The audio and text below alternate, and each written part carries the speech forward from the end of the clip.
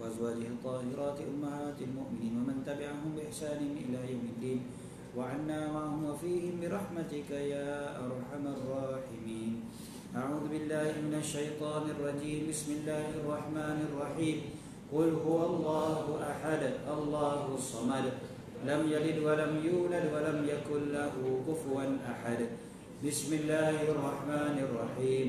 قل هو الله أحد الله الصمد لم يلد ولم يولد ولم يكن له كفوا أحد. بسم الله الرحمن الرحيم. قل هو الله أحد الله الصمد لم يلد ولم يولد ولم يكن له كفوا أحد. بسم الله الرحمن الرحيم. قل أعوذ برب الفلق من شر ما خلق ومن شر غاسق إذا وقب ومن شر النفاثات في العقد ومن شر حاسد إذا حسد. بسم الله الرحمن الرحيم. قل أعوذ برب الناس ملك الناس إله الناس من شر الوسواس الخناس الذي يوسوس في صدور الناس من الجنة والناس. تقبل الله ذلك من جميع وجعله خالصا مخلصا لوجهه الكريم. الفاتحة إلى روح سيدنا رسول الله محمد بن عبد الله صلى الله عليه وسلم وذرياته ثم إلى أرواح آبائه وإخوانه من الأنبياء والمرسلين وآلهم وأصحابهم ثم إلى روح الإمام المهاجر الله أحمد بن عيسى ثم إلى روح سيدنا محمد بن علي بعلوي وأصول مفروع جميع سادتنا آل أبي علوي الوقوف عليهم أجمعين أن الله يغفر لهم ويرحمهم ويعلي درجاتهم في الجنة وينفعنا بركاتهم أسرارهم أنوارهم وعلوم ونفحاتهم في الدين والدنيا والآخرة. بسم الله الرحمن الرحيم. الحمد لله رب العالمين الرحمن الرحيم مالك يوم الدين إياك نعبد وإياك نستعين اهدنا الصراط المستقيم.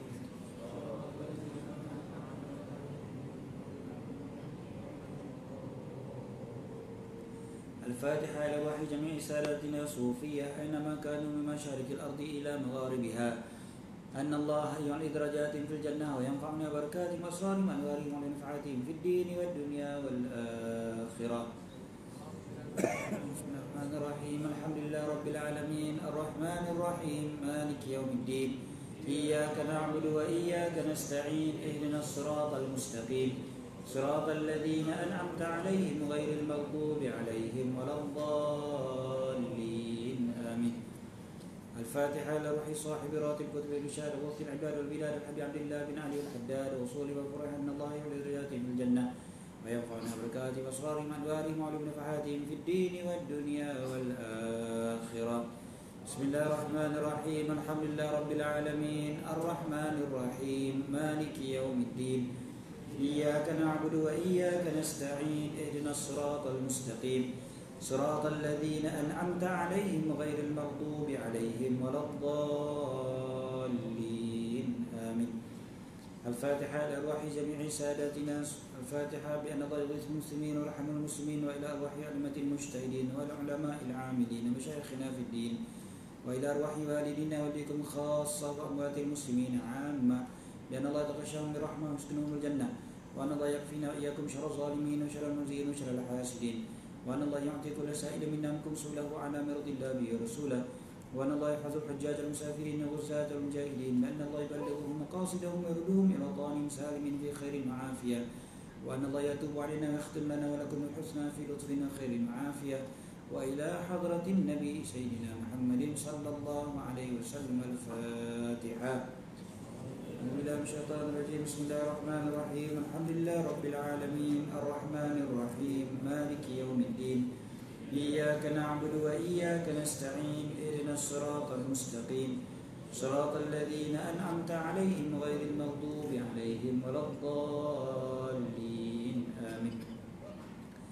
بسم الله الرحمن الرحيم. الحمد لله رب العالمين حمدا يوافي نعمه يكافئ مزيده.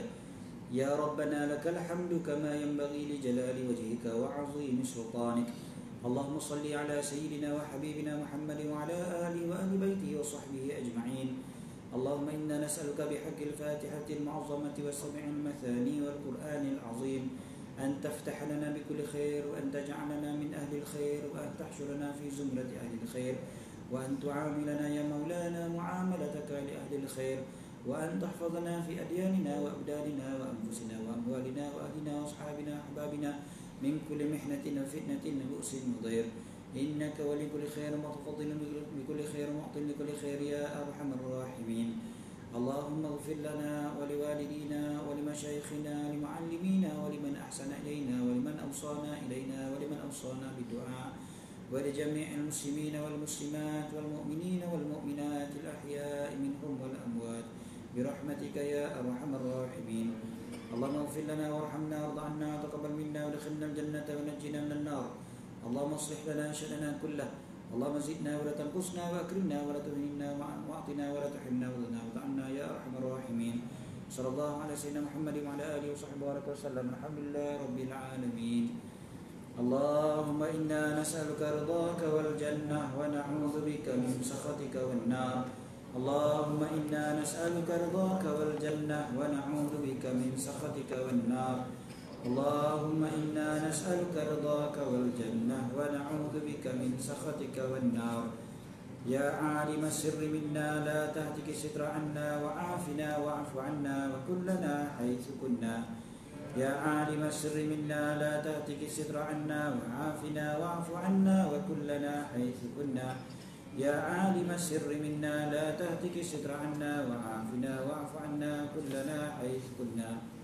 جزا الله عنا سيدنا محمد صلى الله عليه وسلم خيرا. جزا الله عنا سيدنا محمد صلى الله عليه وسلم وأهله. جزا الله عنا سيدنا محمد صلى الله عليه وسلم خيرا. جزا الله عنا سيدنا محمد صلى الله عليه وسلم وأهله. جزا الله عنا سيدنا محمد صلى الله عليه وسلم خيرا. جزا الله عنا سيدنا محمد صلى الله عليه وسلم وأهله. يا الله بها، يا الله بها، يا الله بحسن الخاتمة. يا الله بها، يا الله بها، يا الله بحسن الخاتمة. يا الله بها، يا الله بها، يا الله بحسن الخاتمة. من الموت والقبول إلى حضرة الرسول سيدنا محمد صلى الله عليه وسلم. الفاتحة.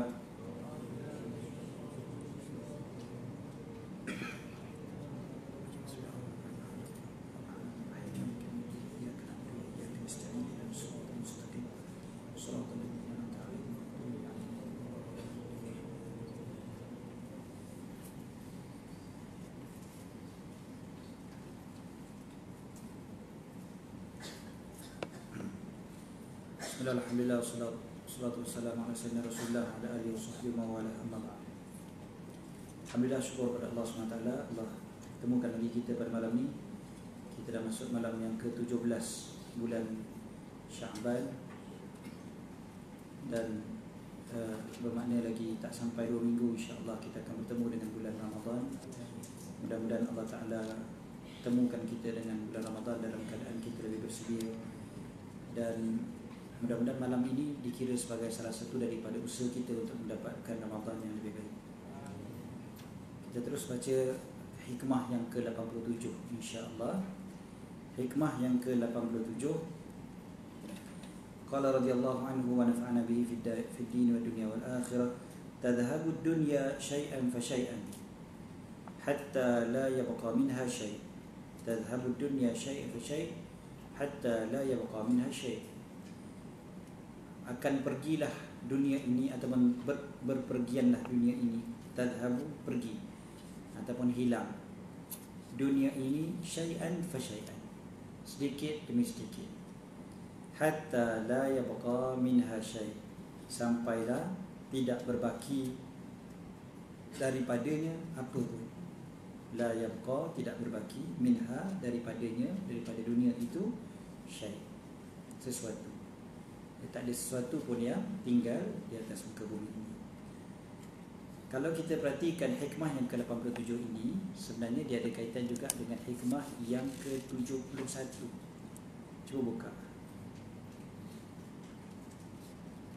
Hikmah yang ke-71 kita ada baca, Al-alamu bi asrihi mutalash wa huwa fil haqiqati la syai'. Jumpa ya? Hikmah 71 muka surat 175. alam semesta ini serta seluruh isinya akan lenyap dan ia pada hakikatnya tiada apa-apa. Jadi kalau kita perhatikan, dunia ni sebenarnya memang dia diciptakan oleh Allah Subhanahu Wa Taala untuk binasa. Allah Taala tak ciptakan dunia ini untuk kekal. Tak ada, Allah Taala tak cipta dunia ini untuk kekal.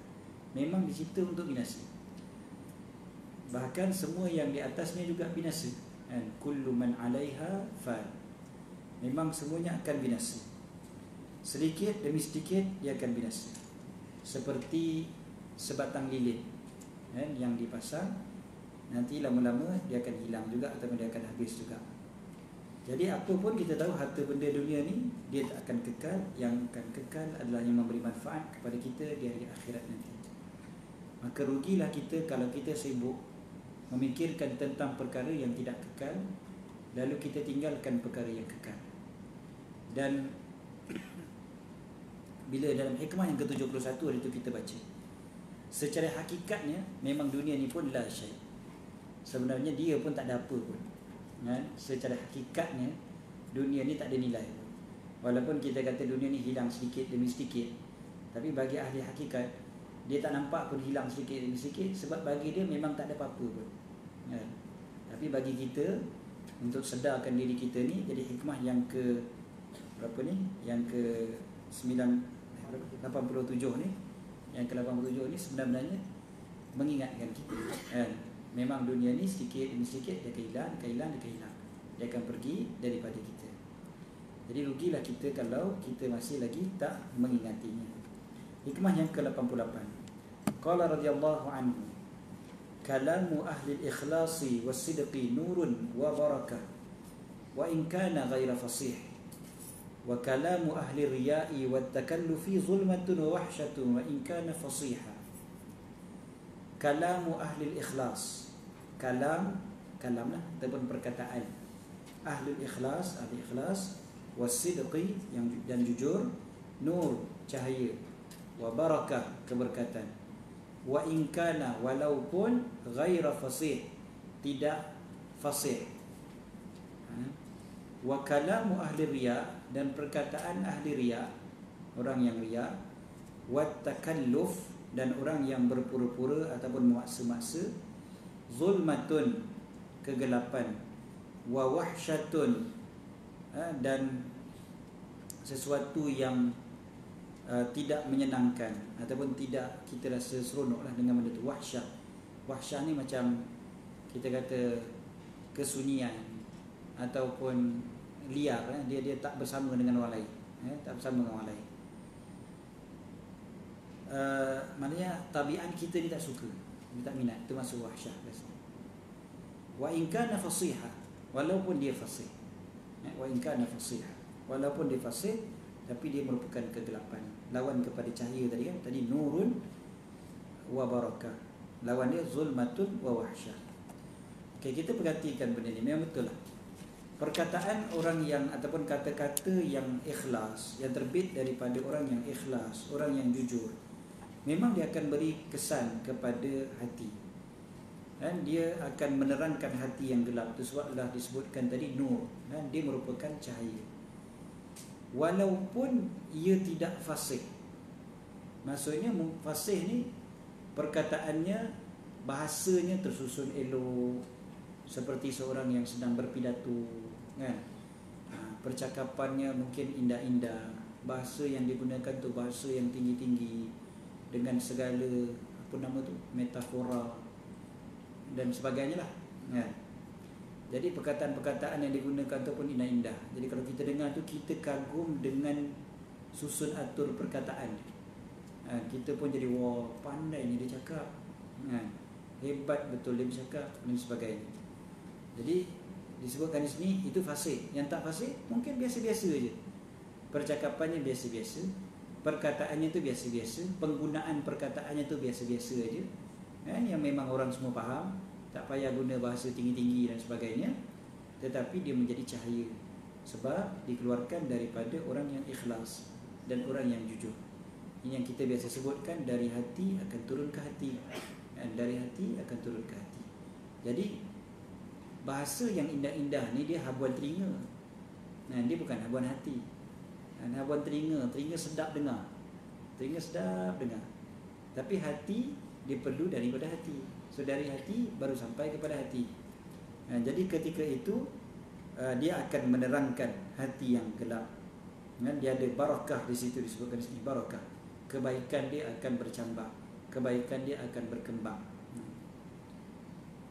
Wa kalamu ahli riya, dan perkataan ahli riya, wa takalluf. Takalluf kat sini berpura-pura ataupun memaksa-maksa. Maknanya diusahakan betul-betul bagi perkataan dia cantik dan sebagainya kan. Disebutkan sini wa in kana fasiha, walaupun dia fasih. Kan bicaranya bicara yang penuh keindahan, perkataan-perkataan yang diguna tu perkataan-perkataan yang hebat. Mungkin penyusunan bahasa ataupun intonasinya juga. Intonasi dia pun memang masya-Allah pemidato yang hebat. Tetapi dia adalah gersang daripada cahaya dan mengeraskan hati. Maka disebutkan sini, perhatikanlah, kalau kita nak perhatikan kalam para nabi dan kalam orang yang dipanggil penyair duniawi. Pasal penyair bahasanya sedap. Kalam para nabi biasanya biasa je. Dia tak adalah, dia fasih. Nabi-nabi memang fasih. Maka Nabi Muhammad SAW adalah penghulu kepada orang yang fasih. Tetapi perkataan yang Nabi SAW gunakan adalah perkataan yang biasa. Perkataan Nabi SAW gunakan tak adalah perkataan yang hari-hari, yang ini penggunaan harian biasa saja.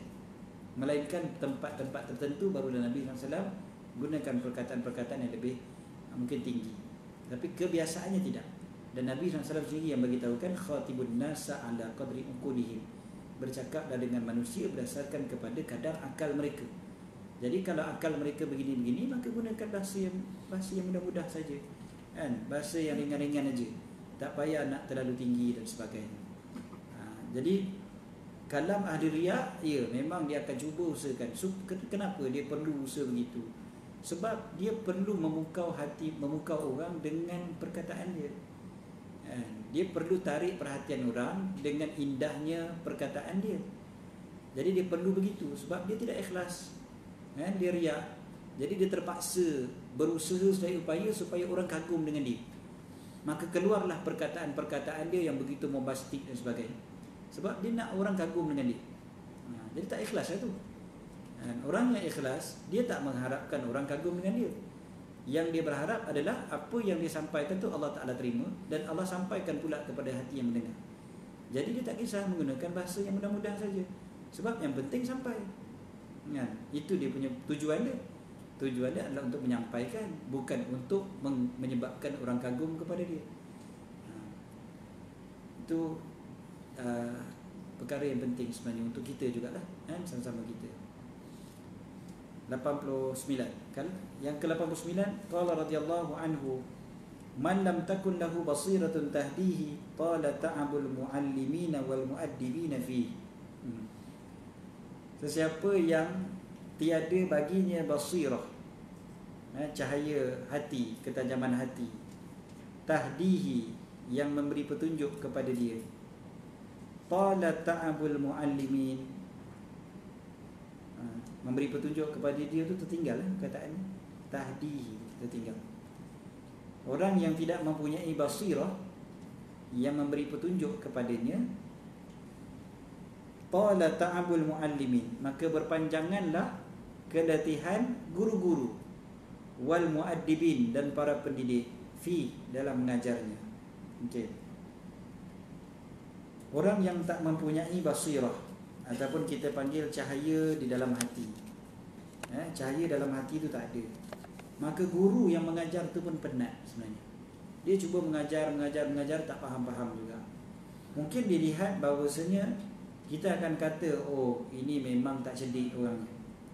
Bukan masalah tak cerdik ke cerdik, tapi bila cahaya tidak masuk, tidak ada dalam hati, maka dia tak dapat menerima ilmu yang bermanfaat. Bukan masalah cerdik tak cerdik. Dia mungkin cerdik, dia mungkin genius, dia mungkin ada IQ yang tinggi. IQ yang tinggi saja tak cukup bila hati tidak bercahaya. Oleh kerana itulah kita sendiri sebagai pelajar perlu lihat apa dia perkara-perkara yang boleh menggelapkan hati, dan apa perkara yang memberi cahaya kepada hati, supaya bila kita belajar, ilmu tu masuk dalam hati kita, kan? Dan perkara paling penting sekali, paling utama adalah niat.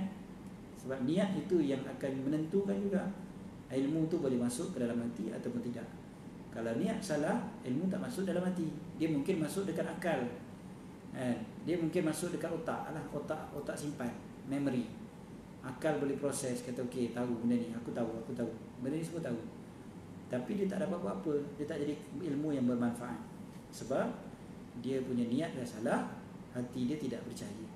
Maka disebutkan di sini, tala ta'abul muallimin, makan panjanglah keletihan guru-guru.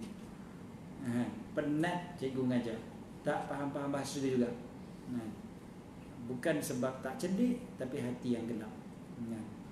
Jadi kat sini, oleh kerana itulah kalau kita perhatikan, guru-guru kita berulang kali ajar kita supaya betulkan niat. Selalu ingatkan kita, betulkan niat, belajar ni niat kena betul, belajar ni niat kena betul, supaya cikgu tu pun tak penat mengajar. Ini kalau tidak, cikgu tu pun penat. Satu. Selain daripada tu, adab. Kan guru-guru kita ajar adab kita dalam majlis ilmu. Jaga adab ni, jaga ni, jaga ni.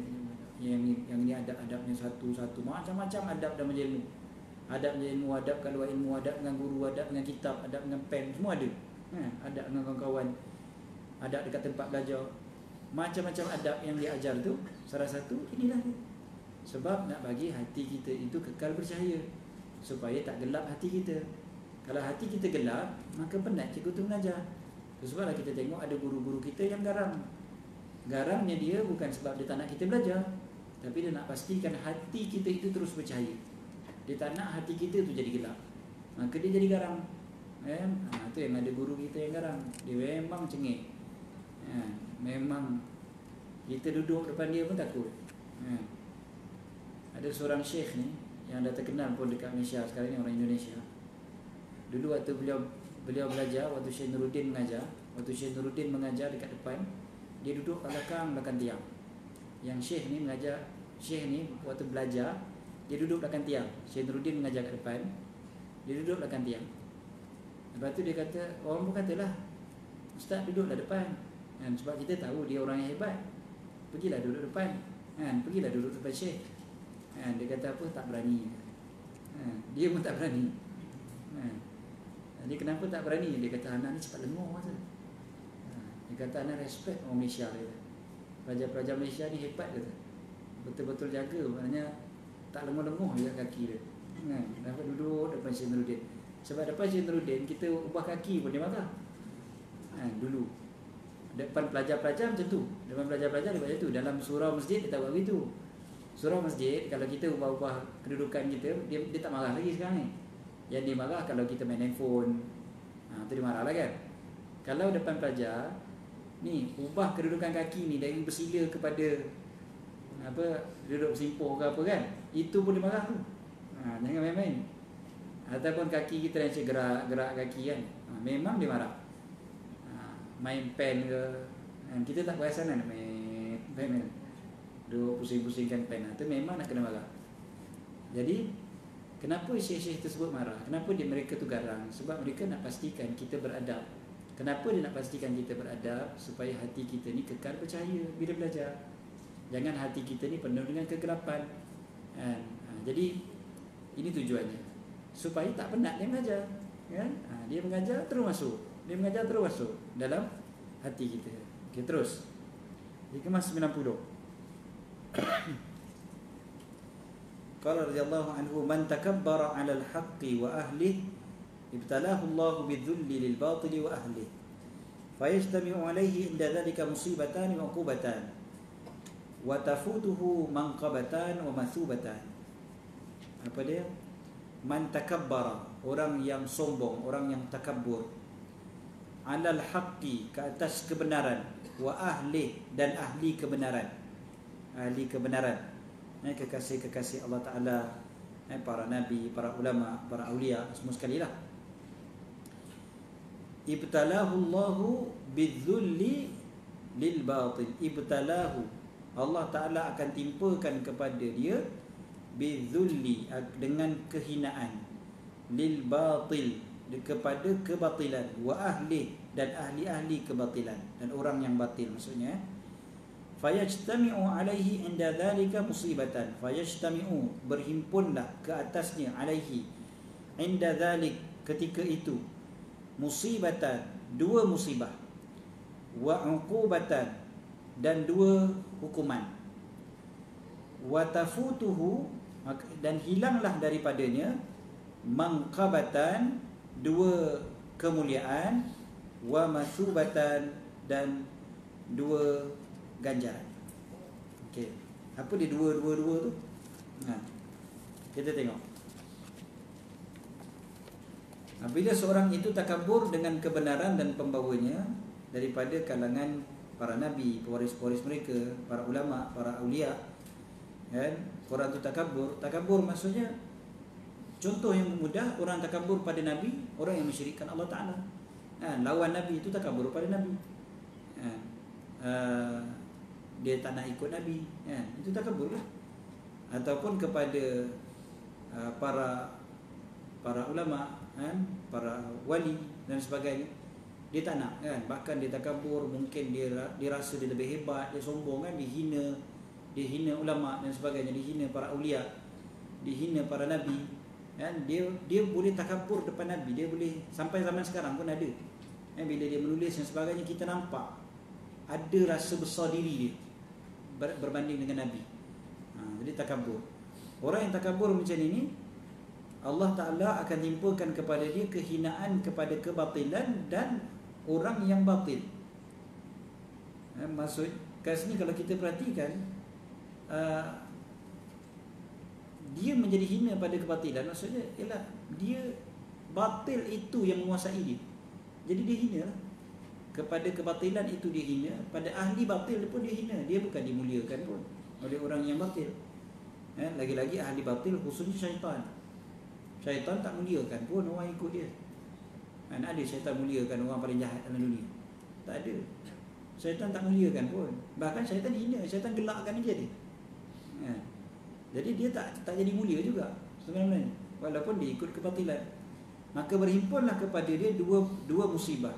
Dua musibah adalah, pertama musibah dia sombong kepada Allah, dan yang kedua musibah hinanya dia dengan kebatilan, ataupun kepada kebatilan dan ahli-ahli kebatilan. Kan dekat situ dia sendiri dah kena dua musibah. Uqubatan, dua hukuman. Hukuman dia apa dia? Hina di sisi kebenaran, serta kehinaan kepada kebatilan serta ahlinya. Itu juga adalah hukuman sebenarnya.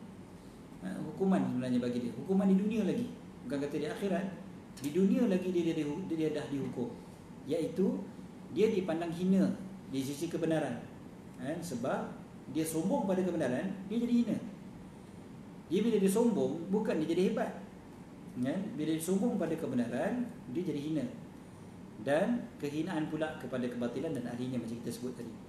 Yang ketiga, yang hilang pada dia pula dua kemuliaan. Maknanya dia tak dapat dua kemuliaan tu. Apa dia? Tawadhu' kepada kebenaran dan kemuliaan takabur ke atas kebatilan. Sebab dua perkara ni adalah kemuliaan. Dua perkara ni adalah benda yang mulia, iaitu tawadhu' pada kebenaran dan ahlinya, takabur pada kebatilan dan ahlinya. Itu adalah kemuliaan. Maksudnya apa? Tawadhu' kita jelas, kita dengan kebenaran kita kena tawadhu', kita kena rendah diri, kita kena sedar diri depan orang-orang yang ahli kebenaran pun macam tu juga, kita kena tawadhu', kita tak boleh nak takabur. So tawadhu' itu memang satu kemuliaan. Man tawadhu'a lillah rafa'ahu Allah. Siapa yang tawadhu' dengan kerana Allah, maka Allah akan angkat dia. Jadi itu adalah kemuliaan sebenarnya. Tawadhu' adalah kemuliaan. Tawadhu' tidak hina, walaupun ada orang dia tak nak tawadhu' sebab dia takut hina. Dia tak nak tawadhu' sebab dia takut hina, maka dia jadi takabur. Sedangkan bila dia takabur, itu yang dia hina, dia tak perasan. Jadi bila dia tawadhu', sebenarnya itu satu kemuliaan. Okey, tawadhu' kepada kebenaran, tapi pada kebatilan dia kena rasa besar. Takabur itu kena ada. Okey, di sini dipanggil sebagai takabur yang mulia. Takabur yang dapat pahala. Apa dia? Takabur pada kebatilan dan ahli kebatilan. Dia kena ada dia punya izzah, dia kena ada kemuliaan di hadapan kebatilan. Dia tak boleh tunduk pada kebatilan ataupun ahli batil. Orang-orang yang melakukan kebatilan, puak-puak batil, dia tak boleh tunduk, dia tak boleh tunjuk macam dia hina, dia tak boleh tunduk kan, tak apa kan, depan orang yang memang melakukan kebatilan kan. Dia sendiri kena ada izzah, dia kena ada kemuliaan kan. Dan kemuliaan itu pada kebenaran itulah, bukan pada diri dia kan, bukan jasad dia, tapi kebenaran yang dia bawa. So kat situ memang kena ada. Ini yang disebutkan kalau kita perhatikan bagaimana Nabi SAW dengan para sahabat semuanya kan. Mereka berhadapan dengan orang kafir, mereka tak nampak lekeh kan? Tak nampak lekeh, tak dipermainkan dan sebagainya. Bahkan mereka sentiasa nampak kemuliaan, nampak kehebatan kan? Sampai bila bertemu dengan Rom, dengan Parsi, itu kan kita panggil apa, empire besar dunia kan, berhadapan dengan panglima-panglima Rom dan Parsi pun, panglima Islam tak nampak lekeh. Bahkan dia ada kemuliaan. Cerita yang biasa kita dengar tentang cerita Panglima Rustum tu, bila dia Saidina apa nama, Rabi' bin Amir kan, datang. Rabi' bin Amir datang tu kan, Rustum buat apa? Panglima Rustum buat apa? Dia bentangkan kapet yang cantik, lepas tu singgasana yang besar kat dalam kemah dia kan. Macam mana yang dibuat oleh Saidina Rabi' bin Amir? Dalam satu riwayat katanya dia nak bawa kuda dia masuk terus kat dalam. Aku peduli apa dengan kapet cantik pun kan. Lagi tu apa? Pedang kan. Dia orang suruh cabut pedang tu letak luar. Dia kata apa? Tak ada, pedang akan sentiasa bersama dengan aku kan. Kalau kau nak suruh, kau tak bagi aku masuk dengan pedang, aku balik. Jadi dia masuk sekali dengan pedang kan. Masuk, dan dia tak peduli langsung tu ada singgasana besar kan, ada berlian, ada emas dan sebagainya, semua dia tak peduli. Jadi dia nampak kemuliaan. Dekat situ je dia dah menang dari segi psikologi kan. Dari segi psikologi menang dah. Macam orang kalau nak bergusti kan, orang nak bertinju kan, dia ada timbang berat. Timbang berat tu kan dia kena tengok berdepan kan. Dia boleh je timbang masing-masing kan, seorang timbang dalam bilik ni, seorang timbang dalam bilik ni. Dia tak buat macam tu, sengaja dia timbang depan kan. Sebab dia ada permainan psikologi dekat situ kan. Dia ada permainan psikologi. Tengok siapa yang menang kat situ. Jadi itu tak apalah, itu tinju macam tu. Ini betul-betul perang kan. Islam sentiasa nampak hebat kan, nampak dia punya gah dia di kalangan tentera-tentera Islam. Walaupun tentera Islam tak ramai, tentera Islam baru lagi dan sebagainya kan. Orang dunia pun belum kenal lagi, tapi dia ada di sana kemuliaan kan? Okey, so kemuliaan di hadapan ahli batil itu adalah satu kebaikan, satu kemuliaan, satu benda yang baik.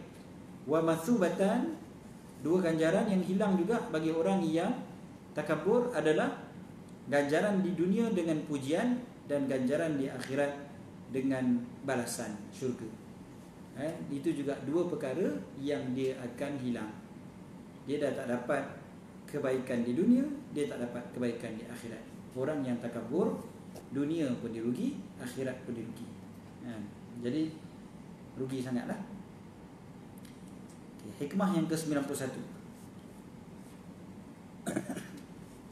Qala radhiyallahu anhu, al-mu'minu yatajawwazu fil 'adat wa la yatajawwazu fil ibadat, wal munafiqu yatajawwazu fil ibadat wala yatajawwazu fil adat.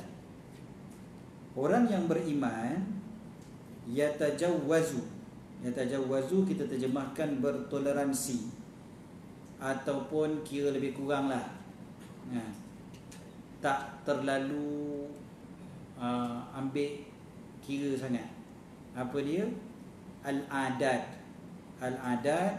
maksudnya urusan adat ataupun urusan diri sendiri kan.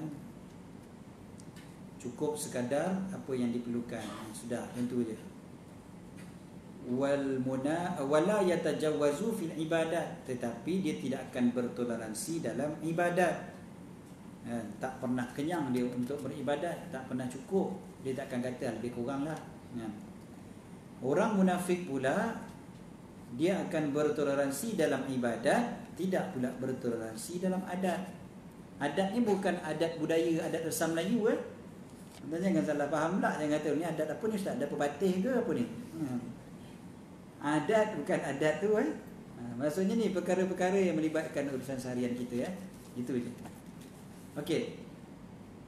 Bila kita perhatikan benda ni, sebenarnya dia yang membezakan antara orang beriman dengan orang munafik adalah fokus mereka. Apa yang mereka pentingkan. Kalau yang mereka pentingkan akhirat, maka tentulah mereka tak pernah cukup dengan ibadat. Sedangkan benda duniawi mereka boleh sikit lebih kurang aja, tak kisah sangat. Boleh memaafkan, boleh menghalalkan, ataupun boleh zuhud. Tak apalah, aku tak ada ni pun tak apa, aku tak ada ni pun tak apa. Benda-benda yang melibatkan adat ataupun benda yang melibatkan urusan seharian, dia rasa lebih kurang, tak apa je, tak kisah. Dia tak akan stres dengan benda duniawi. Macam mana ni, tak ada. Tapi bila benda melibatkan ibadat, memang dia tak ada kompromi, tidak ada kompromi. Masalah kita sekarang ni, kalau kita perhatikan, kita agaknya macam mana? Yang kita risau adalah dalam bab ibadat kita boleh kompromi. Kita boleh macam, alah, tak apa lah, kejap lagi lah, alah, waktu sembahyang panjang lagi, 2 jam, apalah, nanti je dah. Hanya kita boleh kompromi pula bab ibadat Baca Quran, tak apalah, baca sikit cukup lah hari ni, tak payahlah banyak. Kita boleh macam tu. Itu pun kalau baca, tak apalah, hari ni tak payah baca lah, besok lah, lusa lah, Kita macam tu. Bab ibadat kita boleh buat begitu. Apa-apa je lah, zikir kita ke apa-apa, benda yang melibatkan ibadat, kita sangat berkompromi. Kita boleh lagi bertoleransi. Tak apa, nantilah. Ataupun sikit pun tak apa, Allah Ta'ala tengok. Allah Maha melipat gandakan ganjaran. Tak apa, kita buat sikit-sikit je cukup. Islam kan mudah. Dalam bab ibadat pandai pula kita guna perkataan tu. Islam kan mudah. Tak payahlah susah-susah kan. Tapi bila benda melibatkan dunia, pantang. Kita tengok je, perhati je sentiasa. Apa-apa dalam benda melibatkan dunia. Barang naik 10 sen pun kita perasan lah. Tak payah kata 10 sen, 5 sen pun kita boleh nampak. Minyak naik, tu naik minyak kita lah, itu kita kata kita lah itulah manusia kan. Apa-apalah, kita akan terlalu memerhatikan makan minum, kita jaga makan minum. Lapar pandai cari makanan, kadang belum lapar pandai cari makanan dah, memastikan supaya tidak lapar. Bukan supaya apa, bukan supaya jaga supaya badan tu dapat zat ke apa, tak. Supaya tidak lapar. Atau apa-apalah, tidur kita ke, tidur aku tak cukup kena lagi 5 minit lagi, snooze. Pandai pula tambah kan. Dalam bab adat kita tak pernah cukup, tapi dalam ibadat pula yang kita boleh sikit lebih kurang dan sebagainya. Kan dalam hadis yang cerita pasal bulan Ramadan, apa dia, man sama ataupun man qama, dua riwayat, iman Ramadan imanan wa ihtisaban ghufira lahu ma taqaddama min dhanbi. Siapa yang berpuasa ataupun siapa yang beribadah pada waktu bulan Ramadan dalam keadaan beriman dan ihtisab. Ihtisab tu ulama sebut mengira-ngira pahala. Maksudnya dia sentiasa nak cari pahala. Macam mana lagi nak cari pahala? Maknanya satu ruang untuk dapatkan pahala pun dia tak nak lepaskan. Tapi kita tak, kita cari benda lain, cari makanan, cari apa, bulan Ramadan. Maka rugilah kita. Kita tidak ihtisabah dekat situ. Saya ingat benda ni saya perhatikan bila duduk di Mesir, bila dia orang boleh bergaduh pasal duit di Mesir. Waktu tu saya tengok macam mana orang boleh bergaduh besar, boleh bertumbuk sebab duit di Mesir. Bila kita tengok orang boleh bertumbuk dengan duit di mesin, waktu tu kita akan fikir, di mesin dia boleh bertumbuk, kita ni pahala 5 minit kita biar je. Kita tak pernah pula berfikir kelang kabut nak cari pahala, aku dah terlepas lah peluang dapat pahala. Tak ada pula. Kita tak kelang kabut. Tapi duit di mesin tak dapat, mengamuk lah. Sampai disebutkan roti kat Mesir tu, kalau naik harga dia di mesin, maka jatuhlah kerajaan yang memerintah. Sampai gitu sekali lah. Disebutkan ibaratnya begitu. Naik harga roti di mesin, kerajaan jatuh. Okey.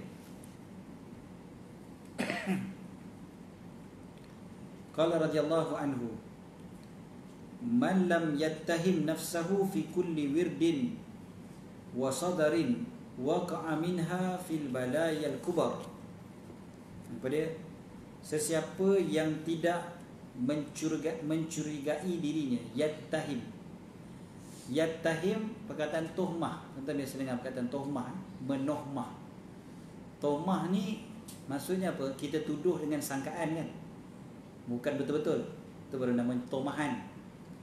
So man lam yattahim nafsahu, menohmah dirinya sendiri, nafsu dia sendiri. Maknanya yang dia tuduh tu adalah diri dia sendiri. Dia curiga tu pada diri dia sendiri. Fi kulli wirdin wa sadar. Maksud fi kulli wirdin wa sadar adalah pada waktu sekarang dan akan datang, ataupun benda yang datang dalam masa terdekat, ataupun benda yang datang kemudian hari. Itu style orang Arab sebut lah, wird wa sadr. Maknanya yang dari dekat ni dengan yang akan datang. Waqa'a minha fil balayal kubar, akan berlakulah daripadanya, maksudnya ialah daripada nafsunya itu, akan jatuhlah pada dirinya, pada nafsunya, fil balaya al kubar, bala-bala, musibah-musibah yang besar. Al balaya, bala, ujian-ujian ataupun musibah-musibah, al kubar maksudnya besar. Maksudnya senang ceritanya, kita jangan overconfident dengan diri kita sendiri. Dengan diri kita ni sendiri, kita kena selalu curiga. Jangan kita sangka baik pada nafsu kita. Jangan kita sangka baik pada dia. Sangka baik pada orang lain, tak ada masalah.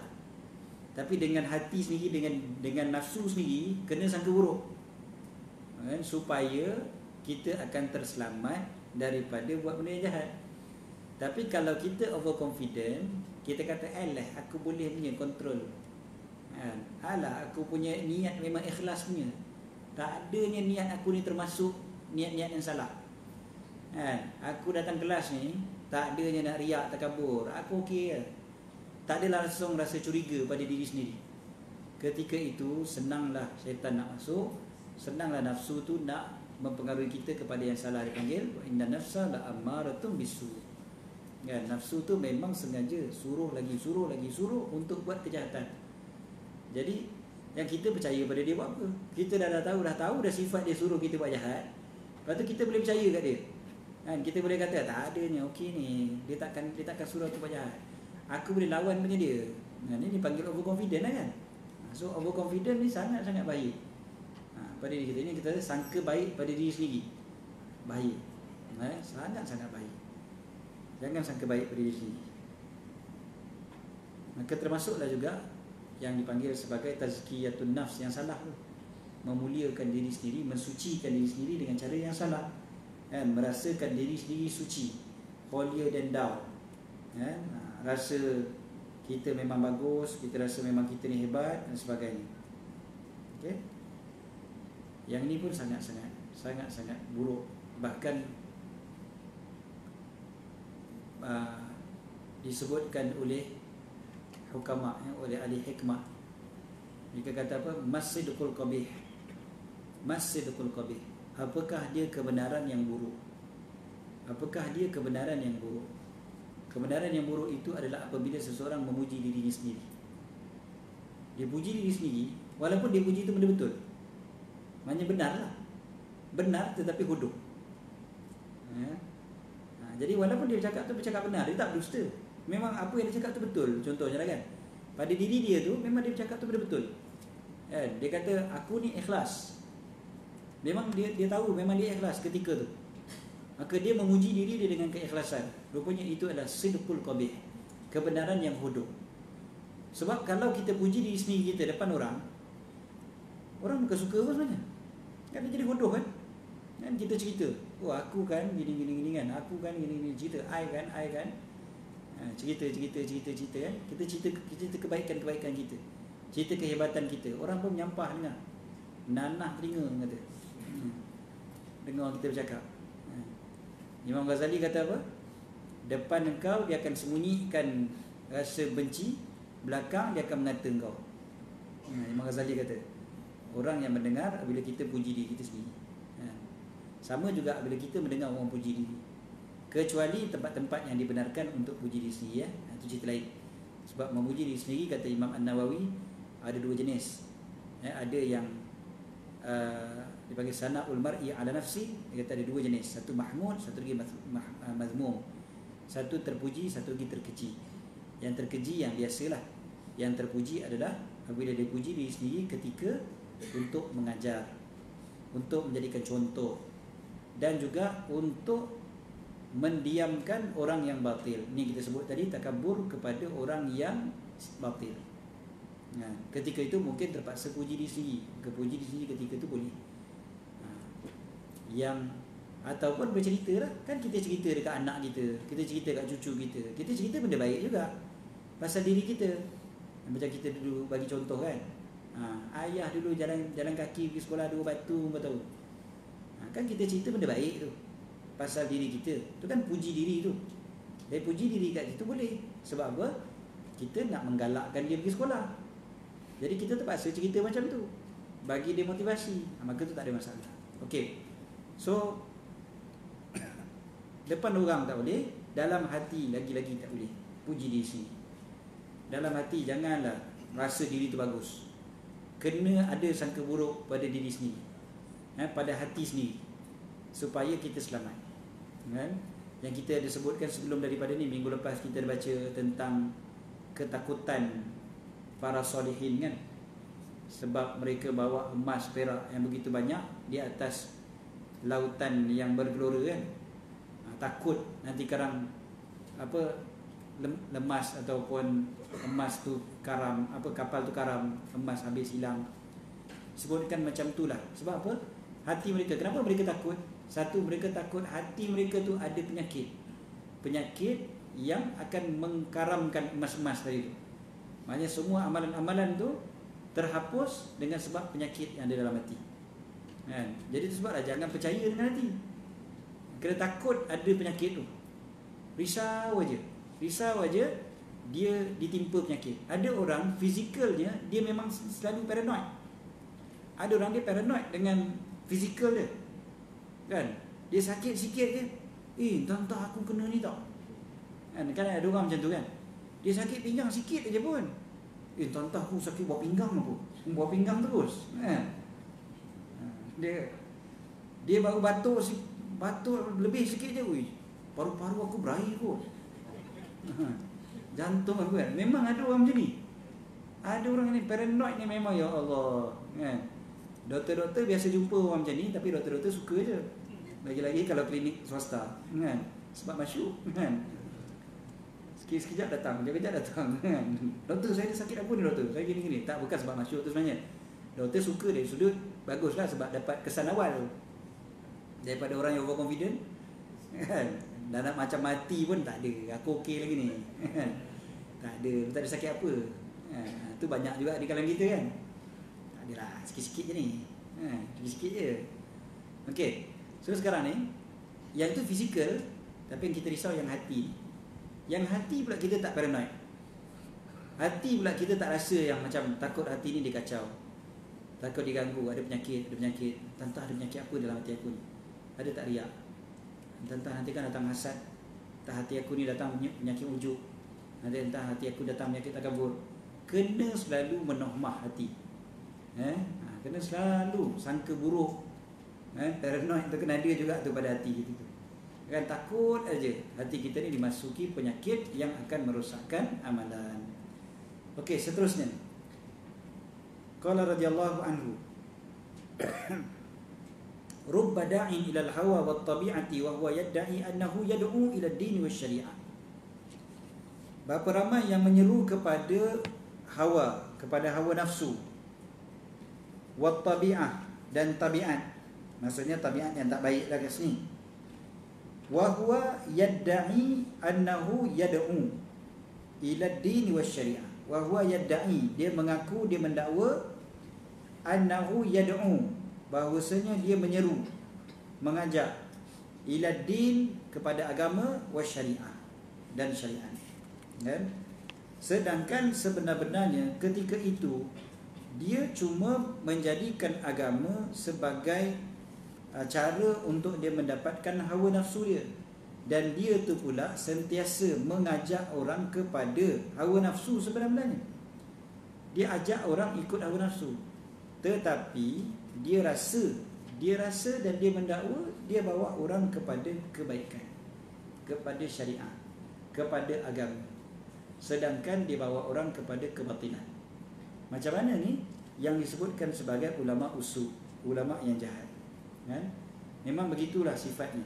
Mungkin dengan kata-katanya dia mengajak orang supaya buat baik, tapi perbuatan dia di hadapan khalayak ramai mengajak orang supaya buat benda buruk. Kan? Kata-kata dia sentiasa baik, tapi perbuatan dia tu, contohnya dia menyokong kebatilan, maka orang akan lebih senang ikut perbuatan daripada perkataan. Perkataan dia mungkin baik-baik, dia mengajar benda baik, kitab yang baik, isi yang baik dan sebagainya, tapi perbuatan dia. Dan kita ingat lisanul hal afsah min lisanil maqal. Kita dah sebut benda ni sebelum ni. Lidah perbuatan lebih fasih daripada lidah perkataan. Action speak louder than word. Benda ni sangat-sangat penting. Jadi kadang-kadang betul dia nampak macam dia rasa dia bawa orang pada kebaikan sebab perkataannya perkataan yang baik, tapi sebenar-benarnya dia bawa orang kepada kejahatan. Ini kata Imam Al-Ghazali waktu awal mukadimah kitab Bidatul Hidayah lagi. Imam Al-Ghazali fokuskan bab ni. Betapa ulama yang jahat nanti sebenarnya yang dia merosakkan lebih banyak daripada yang dia baiki. Dan disebutkan Nabi SAW lebih takut mereka ni daripada Dajjal. Ulama yang jahat daripada yang Dajjal. Sebab Dajjal memang kerjanya menyesatkan, kata Imam Ghazali. Manakala ulama yang jahat, dia nampak macam bawa kebaikan, tetapi sebenarnya dia bawa kejahatan. Jadi orang yang terpengaruh adalah orang yang baik, orang yang datang surau, orang yang datang masjid. So Dajjal susah nak kacau dia orang ni, tapi ulama yang jahat boleh kacau. So dekat sini antara perkara yang sangat-sangat penting sebenarnya. 94. Qala radhiyallahu anhu al-ilmu 'alaika hatta ta'mala bihi fa idza 'amilta bihi kana al-ilmu laka. Ilmu itu adalah 'alaika. 'Alaika maksudnya hujah ke atas engkau ataupun beban ke atas engkau. Sampai bila?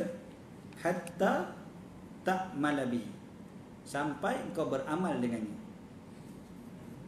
Fa iza amilta bihi, maka apabila engkau beramal dengannya, kanal ilmu laka, maka ilmu itu akan jadi untukmu. Tadi alaika ni laka.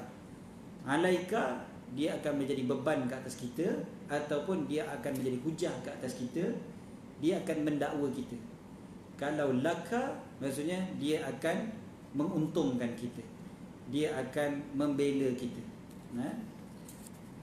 Jadi kalau kita perhatikan ilmu yang kita buat tu, bila kita beramal kerana Allah Ta'ala, maka waktu itulah barulah ilmu itu ilmu yang bermanfaat. Jangan kau sangka ilmu saja sudah memadai, kan? Kerana nanti dia akan jadi hujah ke atas orang yang berilmu.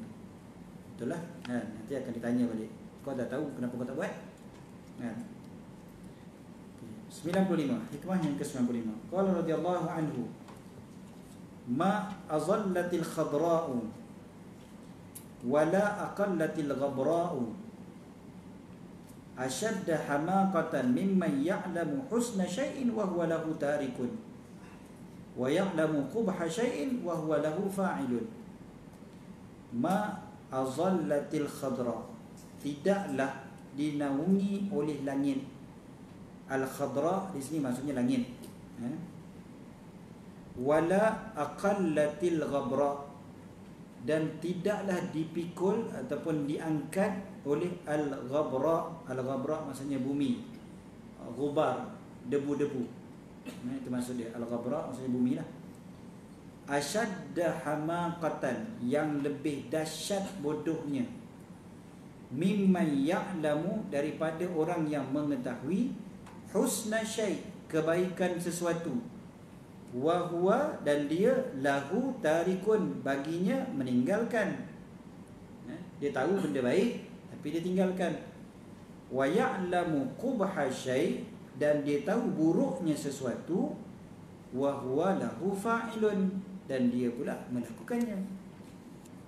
Orang yang bijak sepatutnya adalah orang yang dia tahu kebaikan, dia buat kebaikan.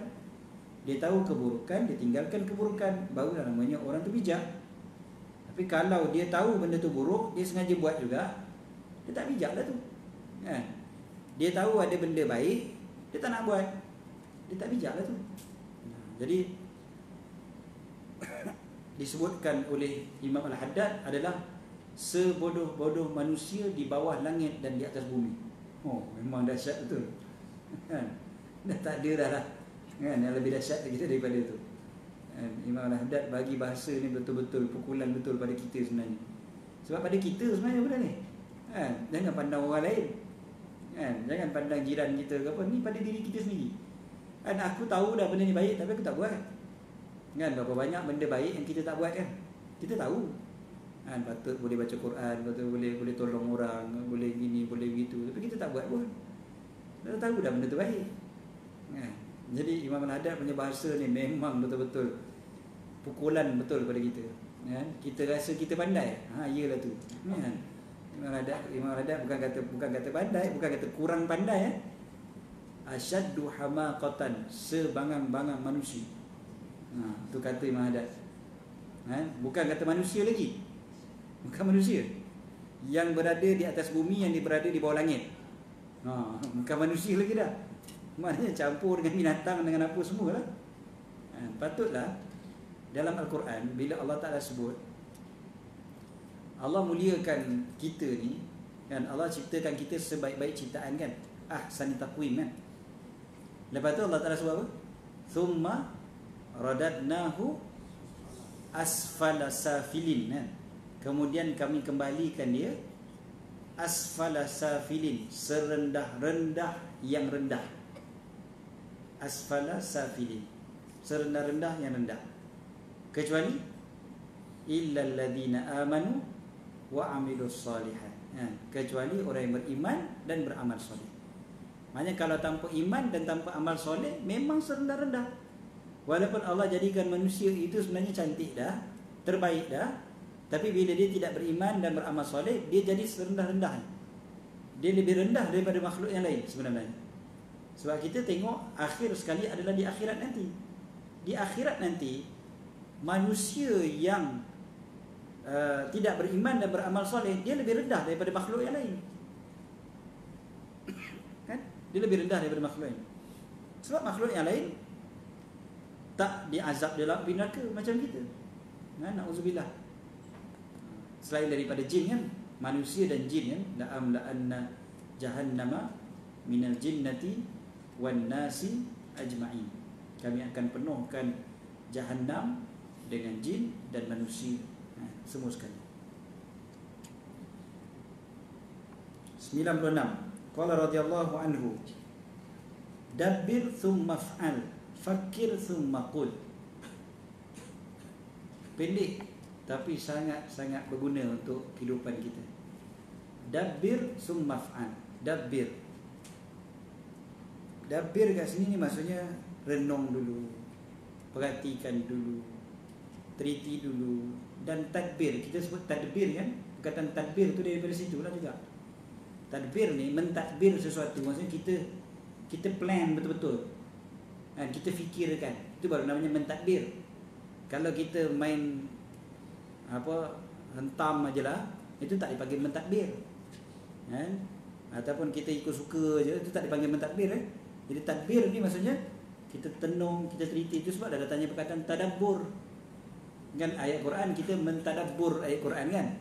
Afala yatadabbaruna al-Quran. Sebab perkataan tadbir kat sini maksudnya adalah dia teliti, dia perhati dulu. Lepas tu thumma fa'al, kemudiannya buat. Baru buat. Fakir thumma qul.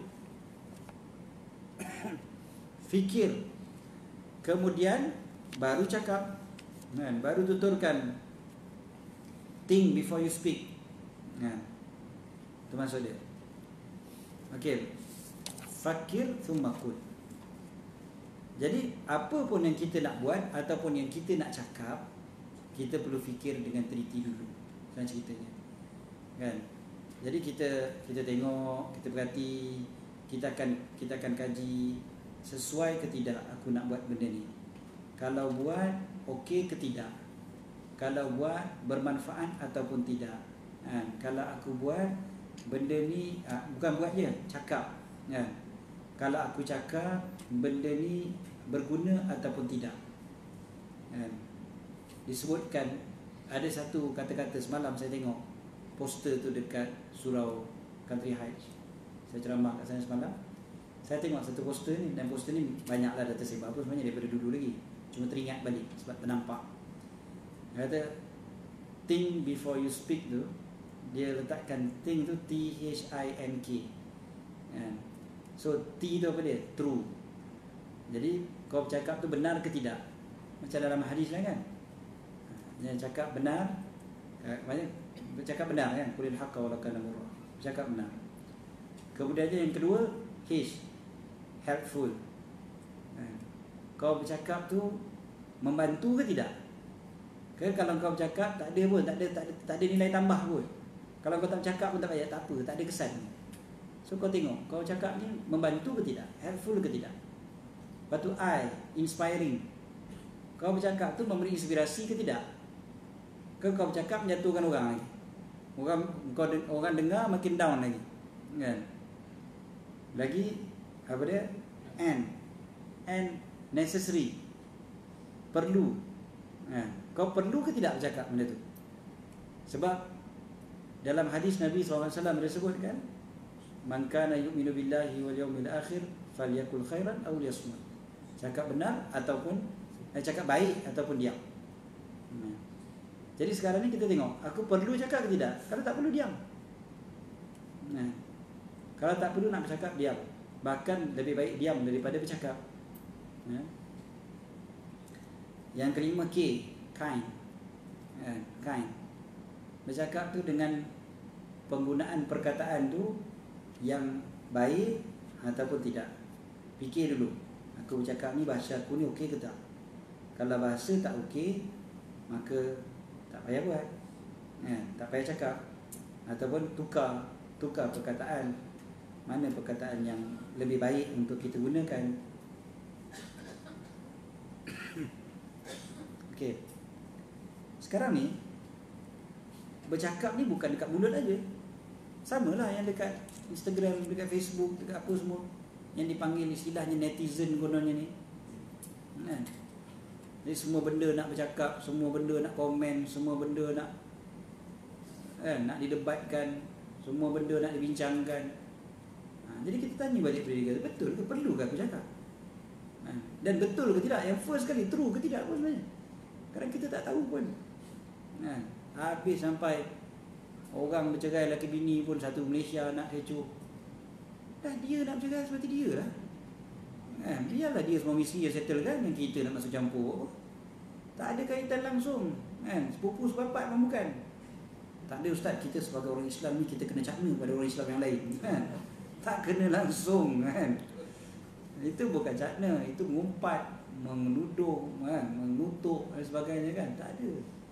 Itu bukan sifat orang yang beriman, Dan antara baiknya Islam seseorang adalah tarkuhu ma la ya'ni, min husni islamil mar'i. Antara baiknya Islam seseorang adalah meninggalkan apa yang tiada kaitan dengan dia. Yang ini sangat-sangat diperlukan dalam masyarakat kita pada hari ini. Lagi-lagi dunia internet sekarang. Dan saya pernah sebut benda ni, saya ingat dalam 10 tahun lepas saya letak dalam Facebook saya. Saya cakap benda ni sangat-sangat diperlukan dalam masyarakat. Tapi sampai sekarang bukan makin elok, makin teruk lagi. Meninggalkan benda yang tak ada kaitan. Kenapa susah nak meninggalkan benda yang tak ada kaitan? Kan pelik kan? Dia mesti nak komen juga, dia mesti nak ada pandangan juga. Dia mesti ada benda juga, dia punya pandangan. Saya rasa kan gini kan. Dia boleh jadi saksi, dia boleh jadi pendakwa raya, dia juga peguam bela, dialah hakim, dialah yang melaksanakan hukuman. Semua dia. Dalam tempoh 1 minit tu. Punyalah hebat kan. Hakim-hakim biasa sebut dengan saya kan. Dia bila dia kadang-kadang dia baca dekat Facebook apa kan. Dia kata hebat betul kan. Kami nak putuskan hukuman ni berbulan-bulan fikir kata. Kan dengar kes ni susah ni, dua-dua belah ni. Yang ni kata gini, ni kata gini. Lama nak putuskan. Bila kami keluar keputusan, dia orang punya hebat kan. Ya Allah. Dalam tempoh seminit je dia baca kesimpulan. Kadang dia baca tajuk kan. Dia dah boleh buat macam-macam. Hakim ni zalim betul. Tak patut dia buat begini kan. Itulah yang biasa berlaku kan. So fakir thumma qul. Fikir dulu sebelum cakap. Dan antara benda yang perlu difikirkan yang ini. Min husni islamil mar'i tarkuhu ma la ya'ni. Antara baiknya Islam seseorang adalah meninggalkan apa yang tiada kaitan dengan ini. Hadis Nabi SAW sering sebut. Jaga-jaga. Maknanya apa tu? Maknanya buruknya Islam lah kalau kita kita panggil faham sebaliknya. Tanda baik ni Islam seorang, maknanya agama dia tu bukan Islam tu. Islam sentiasa baik. Islam pada orang tu. Agama dia tu antara baiknya agama dia tinggalkan benda yang tak ada kaitan dengan dia. Tapi kalau nak nampak buruknya pada agama dia, pada diri dia tu, maka maknanya apa? Dia suka ambil tahu benda yang tak ada kaitan dengan dia. Suka bercakap benda yang tak ada kaitan dengan dia. Kan? Semua benda dia nak komen, semua benda dia nak ulas. Jadi jaga-jaga. InsyaAllah hikmah yang ke-97 kita akan baca pada minggu depan, minggu terakhir insyaAllah. Dari 10 lagi. Dari 10 yang ni pun pendek-pendek juga. Jadi insyaAllah sempat kita baca pada minggu yang terakhir, minggu depan InsyaAllah, hari Isnin minggu depan.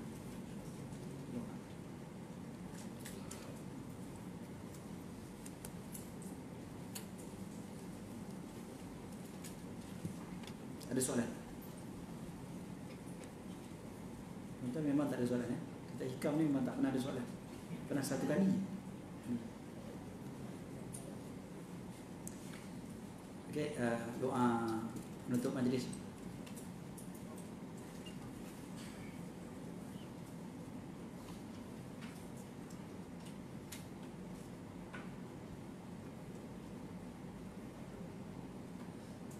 Bismillahirrahmanirrahim. Rabbana anfa'na bima 'allamtana, Rabbi 'allimna alladhi yanfa'una, Rabbi faqihna wa faqih ahlana wa qarabatin lana fi dinina ma ahli al-qutri unsa wa dhakar.